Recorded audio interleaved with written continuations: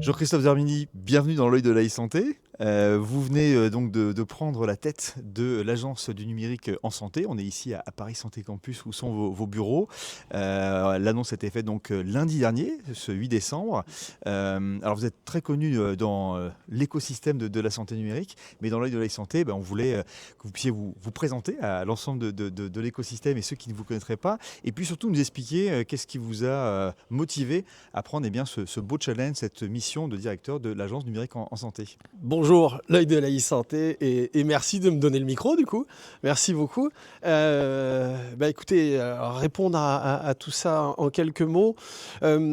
J'ai l'impression d'arriver au bon moment en fait dans l'histoire de l'agence, mais aussi à titre personnel et humain. J'arrive dans un moment où l'agence a toujours ce rôle important dans l'écosystème et où moi j'ai une expérience à partager, à apporter qui j'espère permettra de conforter cette position. J'ai eu une expérience qui, effectivement, a été teintée de postes dans le privé et dans le public, qui me donne une vue un peu, effectivement, sous des angles différents et des besoins différents, me donne une vue différente de notre système de santé. J'arrive aussi avec dans mon bagage des expériences aussi bien territoriales, régionales, nationales, voire internationales ces derniers temps. Cette position de l'agence, j'ai l'impression qu'elle résonne aussi avec mon expérience personnelle. Et je suis hyper content en fait. Je suis hyper content d'arriver et travailler à l'agence. J'espère apporter l'envie de réussir, l'écoute. Et je suis impatient de commencer, même si ça fait 2-3 jours. Je suis impatient de commencer avec l'ensemble de l'équipe. Alors Jean-Christophe, on a vu cet enthousiasme ce matin lors de la conférence de presse laquelle vous nous avez invité.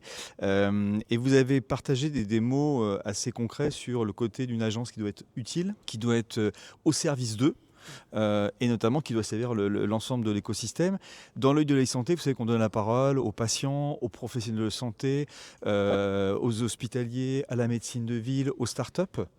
Tous ceux là qui nous suivent dans l'œil de la e-santé, quand vous dites que c'est une agence qui doit être au service de cet écosystème et d'apporter des solutions, ça veut dire quoi concrètement ?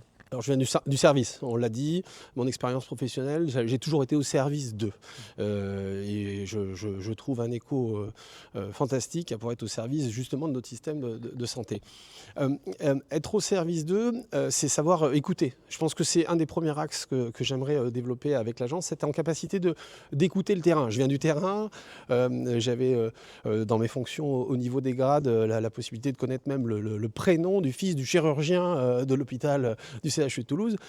Donc je trouve que c'est cette façon d'être en proximité, il ne faut pas l'oublier dans ce qu'on va décliner nous comme service, c'est-à-dire être en capacité de comprendre, d'écouter le terrain pour ensuite restituer. Et restituer, je pense qu'il y a aussi un axe. Il y a un axe sur ce sujet-là. On a la chance au niveau de l'agence d'avoir des expertises très très hautes dans différents domaines, interop, cyber et autres. Et ce que je trouve intéressant, c'est que cette expertise-là, il faut qu'on arrive à l'exploiter pour partager de façon compréhensible et lisible notre expertise haute sur le sujet. Donc je pense que c'est ces axes-là que j'aimerais développer. Et le fait d'avoir notamment aussi travaillé dans le privé à développer des dispositifs médicaux numériques, c'est aussi le quotidien des start-upers, des industriels à comprendre, éditeurs, petits, grands éditeurs, être en capacité justement de comprendre les contraintes de trésorerie, de temporalité qu'ils ont dans le projet, pour justement s'assurer qu'on soit en résonance par rapport à eux. Et surtout pas, bien sûr, un goulot d'étranglement ou un frein. Si possible, un accélérateur, ce serait effectivement hyper chouette. Mais c'est surtout qu'on soit dans l'accompagnement et être en capacité de les accompagner pour le but ultime, c'est donc effectivement alimenter notre écosystème avec des logiciels et des solutions numériques. Alors Jean-Christophe, dans l'œil de la e-santé, on a donc ce format que vous pratiquez actuellement, c'est-à-dire l'interview en marchant. Ouais. L'idée, c'est de bien connaître les dirigeants dirigeants du secteur de la santé et de la health tech.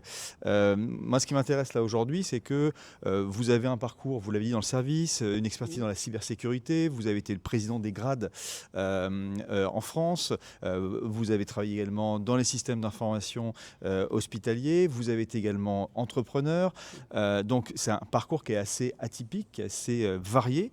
La question, c'est, tous ceux qui nous regardent dans le e-santé, c'est ce parcours, on va dire, riche en termes d'expertise, avec quasiment toutes les facettes qu'on peut voir dans l'écosystème de la e-santé.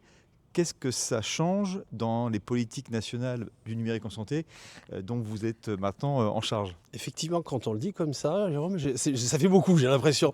Mais ça fait pas beaucoup, mais il y avait une cohérence. Il y a une cohérence dans tout ça. Encore une fois, le service et le sens de l'intérêt général, de la mission d'intérêt public, je pense que là-dessus, je suis très sensible.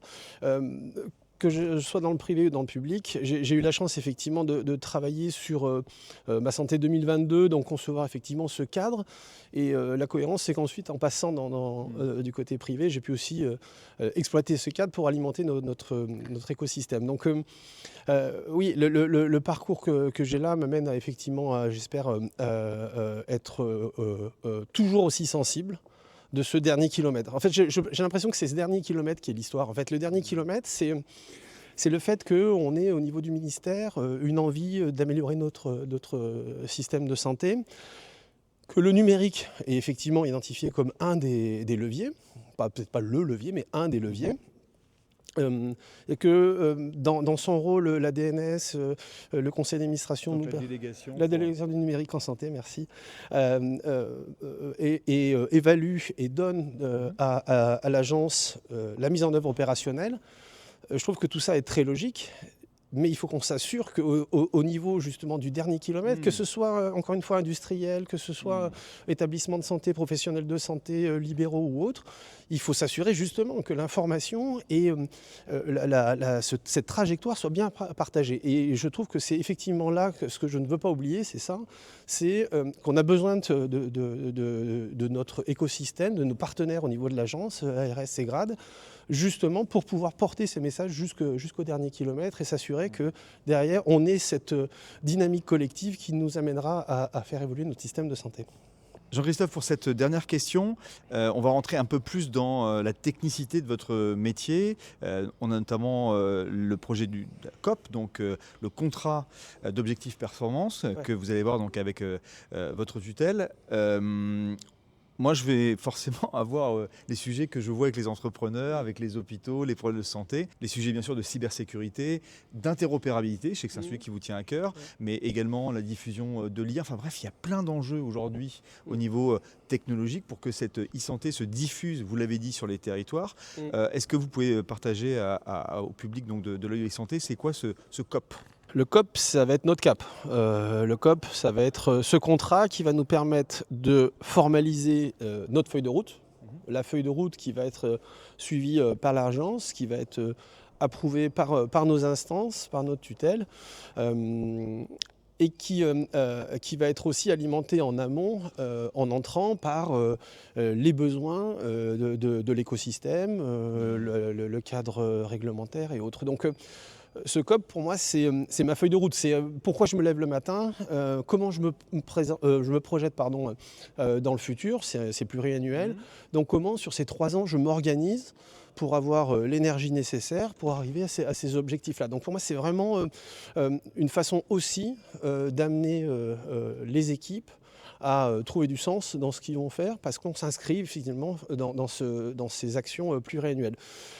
Alors effectivement, je ne sais pas si on parle de technologie ou si on parle de service. J'aime bien cette idée de service en fait, ou d'usage. Alors pour moi, l'agence, elle a apporté des services dans des domaines technologiques qui vont, j'espère, après en créer des usages. Et alors, oui, l'interop, c'est un des sujets qui est plutôt sur le haut du panier. L'interop, c'est un moyen pour l'agence de s'assurer que finalement les logiciels, les données vont être partagées et donc dans un format qui sera connu et donc qui permettra une meilleure prise en charge sur le terrain. Au SAMU, vous arrivez et vous êtes inconscient. C'est toujours intéressant pour des professionnels de santé de pouvoir accéder à des informations qui seront structurées, qui permettront une meilleure prise en charge. Donc on voit très bien que concrètement, cette interopérabilité peut avoir une incidence même sur une prise en charge directe. Donc ça, pour moi, je suis hypersensible. Je viens de la cyber, effectivement. Donc je suis, entre guillemets, dans mon ADN, sensibilisé au sujet de ces cyberattaques et justement de comment on doit être en prévenance de ces sujets-là. Donc ça, effectivement, c'est important. L'intelligence artificielle, bon, je pense que toutes les personnes que vous interviewez vous en parlent. On a ce game changer qui vient effectivement chambouler les différentes pratiques avec le numérique. J'en mettrai peut-être un au-dessus, en fait. J'en mettrai peut-être un au-dessus qui est l'identification électronique. Quand j'étais dans l'hospitalier, on avait mis en place des terminaux multimédia qui permettaient d'accéder aux dossiers patients pour les professionnels de santé, la prescription en ligne. Ce qui avait pêché, c'était l'identification. C'était le moment où le professionnel de santé a besoin de faire plusieurs clics, plusieurs manœuvres pour pouvoir accéder à de l'information. Et effectivement, je pense que ça peut être un portail, un facilitant que de travailler sur ces sujets-là pour mieux tracer. Donc ça fait écho à l'interopérabilité, mieux partager à l'interop. Donc je trouve que cette identification électronique est une bonne opportunité pour l'agence aussi de se positionner sur le sujet. Bien Jean-Christophe, merci de nous avoir accordé cette interview en marchant à quelques jours du début de votre nouvelle mission en tant que directeur donc, de l'agence numérique en santé, de nous avoir reçus ici dans ce lieu emblématique de la e-santé qui est Paris Santé Campus. Mais bien sûr, en 15 minutes, je crois, d'interview, on ne va pas pouvoir tout dire de votre mission et ce que vous allez faire dans les années à venir. Par contre, on vous donne rendez-vous puisque vous avez eu la gentillesse de répondre à notre invitation pour la 10e édition des grandes tendances de la e-santé qui auront lieu le mardi 27 janvier prochain à Station F, où vous serez présent pour pouvoir rencontrer les 800 acteurs de l'écosystème, mais aussi, je sais que ça vous tient à cœur Jean-Christophe, c'est un événement également qui est présent sur l'ensemble du territoire. Il y a à peu près 6000 personnes sur l'ensemble du territoire qui vont pouvoir regarder les actualités et l'innovation. Donc merci encore Jean-Christophe pour cette interview. Merci Jérôme, merci à l'œil de la e-santé de m'avoir donné cette opportunité de partager avec moi effectivement l'envie de faire avancer les choses et à très bientôt donc, dans ces différents événements. Je vous donne rendez-vous donc le 27 janvier aux grandes tendances de la e-santé pour se re-rencontrer.